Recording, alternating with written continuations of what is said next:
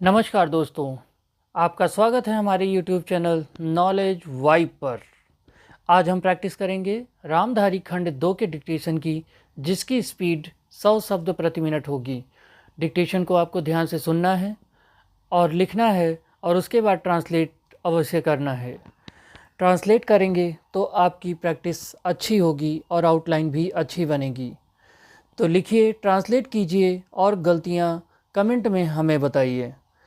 तो चलिए शुरू करते हैं आज का डिक्टेशन।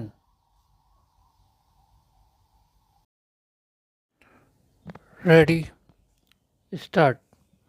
महोदय, हालांकि आज महिलाएं अपार इच्छा शक्ति लिए पुरुषों के समान अधिकार पाने का दावा पेश कर रही हैं, साथ ही चाहती हैं कि वे आत्मनिर्भर होकर स्वतंत्रता के साथ समाज में रह सकें।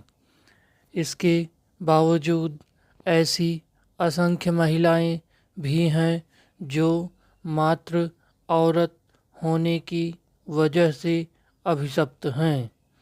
कहीं कम अधिकार पाना उनकी मूल समस्या है, तो कहीं काम करने का अधिकार प्राप्त करना उनकी आवश्यकता। इस प्रकार भिन्न भिन्न स्थानों पर महिलाओं का मान व स्थान भिन्न भिन्न रहा है। उसके उदाहरण सर्वत्र बिखरे हुए हैं।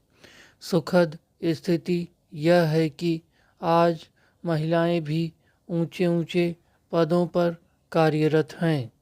आज वे मात्र खाना पकाने वाली सेविका नहीं हैं, बल्कि सर्वसंपन्न गृहस्वामिनी भी हैं।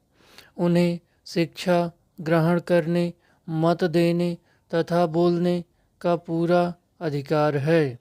वे अपरिचितों से बातें कर सकती हैं, सभाओं में बोल सकती हैं, निर्वाचन में भाग ले सकती हैं।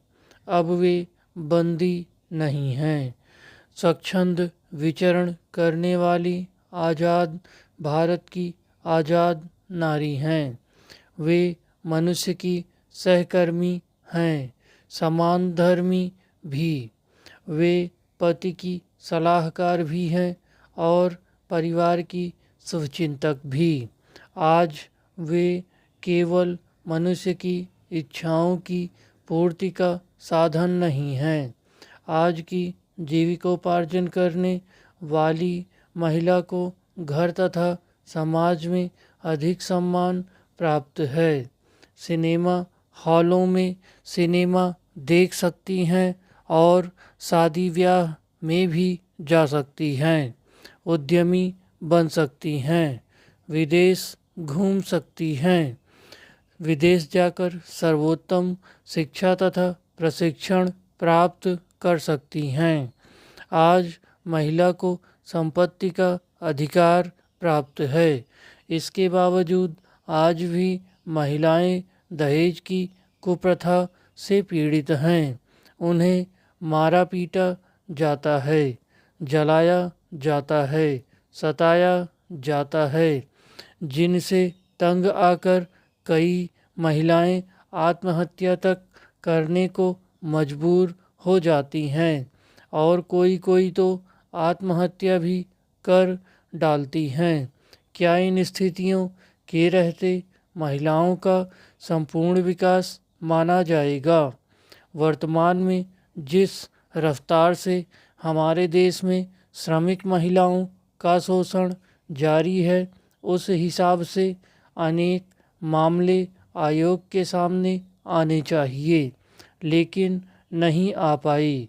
इसका मतलब यह नहीं है कि हमारे देश में श्रमिक महिलाओं की स्थिति बेहतर है या उनकी कोई समस्याएं नहीं हैं, न ही उनका कोई शोषण हो रहा है, बल्कि यह स्थिति शांत समुद्र की तह में घुमड़ते तूफान के आने का द्योतक है।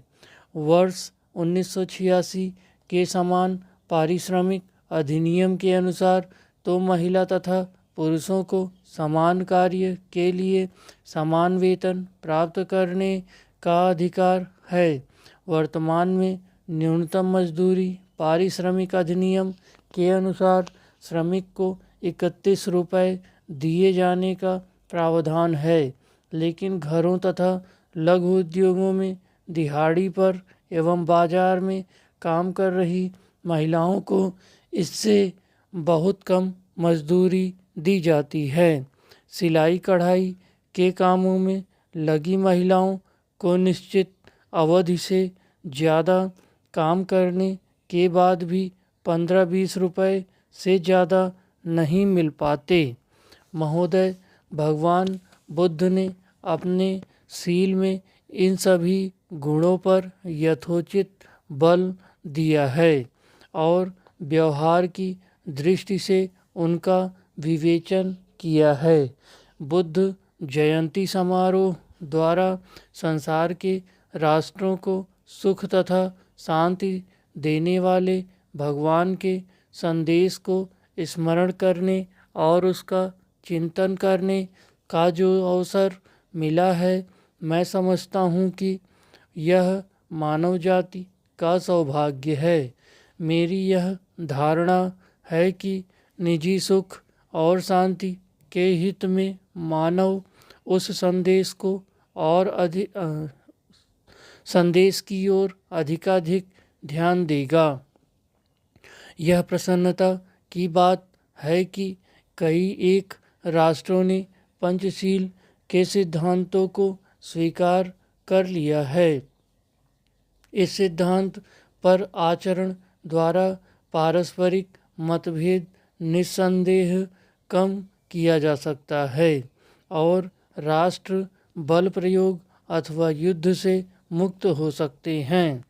भगवान बुद्ध का समस्त जीवन, उनके सारगर्भित प्रवचन और उनका संदेश प्रत्येक व्यक्ति के लिए उपलब्ध है। कोई भी व्यक्ति उनसे लाभ उठा सकता है और अपनी आत्मा को उन्नत कर सकता है। हमारे देश में जहाँ भगवान ने निर्वाण प्राप्त किया और प्रथम उपदेश दिया, महात्मा बुद्ध का जनता के हृदयों में ऊंचे से ऊंचा स्थान है। प्राचीन परंपरा के अनुसार भारत के लोगों ने उन्हें कालांतर में ईश्वरीय अवतार का पद दिया था और इस देश से बौद्ध मत के लुप्त हो जाने के बाद भी विष्णु के रूप में उनकी पूजा बराबर होती रही।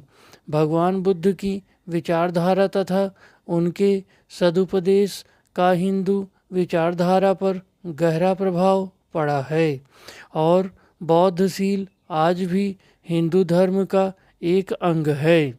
मैं विनम्रतापूर्वक एक और बात कहना चाहूँगा। भगवान बुद्ध ने इसी भूमि में निर्वाण प्राप्त किया और यहीं उन्होंने धर्म प्रचार की व्यवस्था की। सदियों तक इस देश की अधिकांश जनता बौद्ध मत की अनुयायी रही और यहाँ के प्रतापी नरेशों और धर्मरत भिक्षुओं के अध्यवसाय से बौद्ध मत का अनेक देश देशांतरों में प्रसार हुआ, किंतु संयोग से अथवा कुछ ऐतिहासिक कारणों से बौद्ध मत प्रायः भारत से लुप्त हो गया। यह सब होते हुए भी मैं कह सकता हूँ कि 2000 वर्ष की इस समस्त अवधि में भगवान बुद्ध के प्रति यहाँ के लोगों की आस्था तथा श्रद्धा बराबर रही। विश्व के इतिहास में शायद और कोई ऐसा उदाहरण नहीं मिलेगा। मुझे कोई भी दूसरा देश ऐसा दिखाई नहीं देता जहाँ कोई अवतार हुआ हो और समस्त जनता कुछ समय तक उसकी अनुयायी रहकर किसी अन्य मत को अपना चुकी हो, परंतु फिर भी उस देश में उस अवतार का वही आदर और उसके प्रति वही आस्था की भावना बनी रही हो जैसी भारत में भगवान बुद्ध के प्रति हजारों वर्षों से रही है। हो सकता है कि यह सहिष्णुता और यह उदारता इस संदेश को स्वयं भगवान बुद्ध की ही देन हो। इस समय मानव एक संध्याकालीन समय से होकर गुजर रहा है। भौतिक विज्ञान एक पराकाष्ठा तक पहुंच चुका है। ऐसा मालूम पड़ता है कि मानव ने भौतिक संपन्नता को ही सुख का एकमात्र साधन मान लिया है। धन्यवाद। इसको ट्रांसलेट कीजिए और प्रैक्टिस कीजिए। Thank you.